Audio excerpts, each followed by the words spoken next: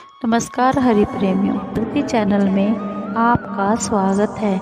हरि प्रेमियों, कैसे हैं आप? उम्मीद है आप सब अच्छे होंगे। आइए आज का प्रसंग शुरू करते हैं। आज का प्रसंग है श्रीमद् भगवत गीता अध्याय 5। हरि प्रेमियों, वीडियो को अंत तक जरूर देखना। अगर आप चैनल पर नए हैं तो प्लीज़ सब्सक्राइब करें और बेल आइकॉन को ज़रूर दबाएं ताकि आप तक हमारे सारे नोटिफिकेशन पहुंचते रहे।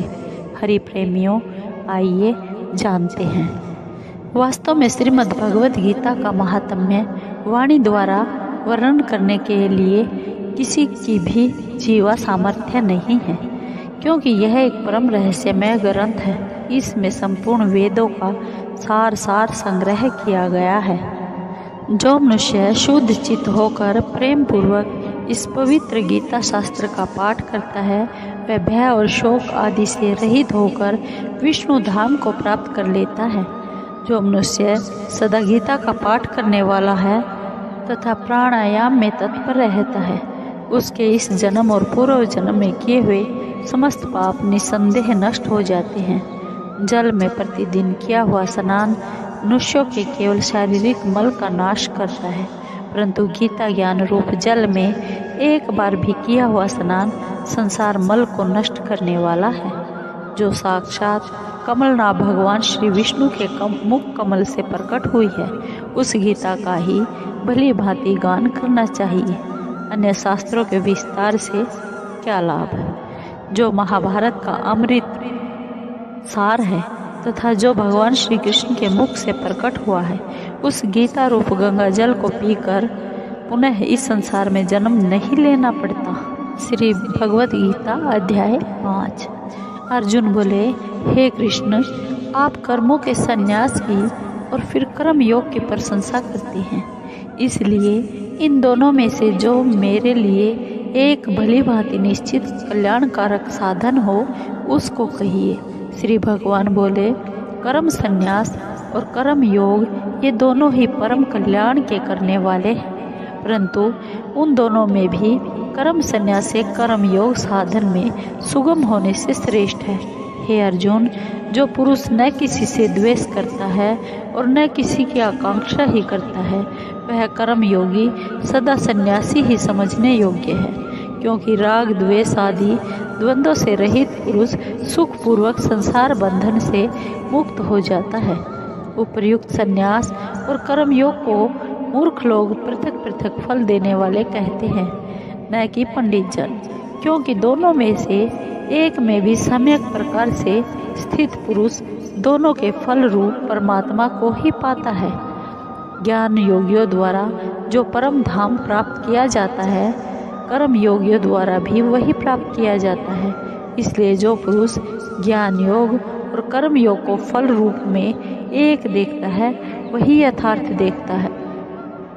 परंतु हे अर्जुन, कर्म योग के बिना संन्यास अर्थात मन, इंद्रिय और शरीर द्वारा होने वाले संपूर्ण कर्मों में कर्तापन का त्याग प्राप्त होना कठिन है, और भगवत स्वरूप को मनन करने वाला कर्म योगी पर ब्रह्म परमात्मा को शीघ्र ही प्राप्त हो जाता है। जिसका मन अपने वश में है, जो जितेंद्रिय एवं विशुद्ध अंतःकरण वाला है और संपूर्ण प्राणियों को आत्मरूप परमात्मा का ही जिसका आत्मा है, ऐसा कर्म योगी कर्म करता हुआ भी लिप्त नहीं होता। तत्व को जानने वाला सांख्य योगी तो देखता हुआ, सुनता हुआ, स्पर्श करता हुआ, सूंघता हुआ, भोजन करता हुआ, गमन करता हुआ, सोता हुआ, श्वास लेता हुआ, बोलता हुआ, त्यागता हुआ, ग्रहण करता हुआ तथा आँखों को खोलता और बंद करता हुआ भी सब इंद्रियां अपने आप अर्थों में बरत रही है। इस प्रकार समझकर निसंदेह ऐसा माने कि मैं कुछ भी नहीं करता हूँ। जो पुरुष सब कर्मों को परमात्मा में अर्पण करके और आसक्ति को त्याग कर कर्म करता है, वह पुरुष जल से कमल के पत्ते की भांति पाप से लिप्त नहीं होता। कर्म योगी ममता बुद्धि रहित केवल इंद्रिय, मन, बुद्धि और शरीर द्वारा भी आसक्ति को त्याग कर अंतःकरण की शुद्धि के लिए कर्म करते हैं। कर्मयोगी कर्मों के फल का त्याग करके भगवत प्राप्ति रूप शांति को प्राप्त होता है और सकाम पुरुष कामना की प्रेरणा से फल में आसक्त होकर बंधता है। अंतःकरण जिसके वश में है, ऐसा सांख्य योग का आचरण करने वाला पुरुष न करता हुआ और न करवाता हुआ ही नव द्वारों वाले शरीर रूप घर में सब कर्मों को मन से त्याग कर आनंद पूर्वक सच्चिदानंद घन परमात्मा के स्वरूप में स्थित रहता है। परमेश्वर मनुष्यों के न तो कर्तापन की, न कर्मों की और न कर्म फल के संयोग की ही रचना करते हैं, किंतु स्वभाव ही बरत रहा है।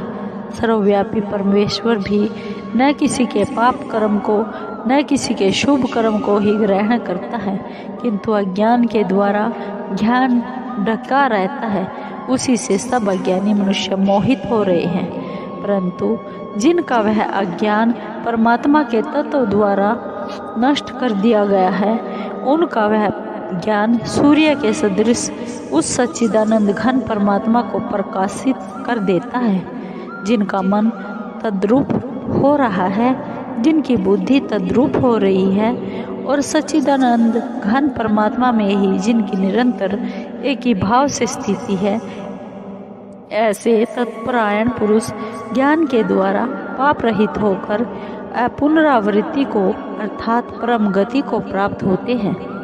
वे ज्ञानी जन विद्या और विनय युक्त ब्राह्मणों में तथा गो, हाथी, कुत्ते और चांडाल में भी समदर्शी ही होते हैं। जिनका मन समभाव में स्थित है, उनके द्वारा इस जीवित अवस्था में ही संपूर्ण संसार जीत लिया गया है, क्योंकि सच्चिदानंद घन परमात्मा निर्दोष और सम है।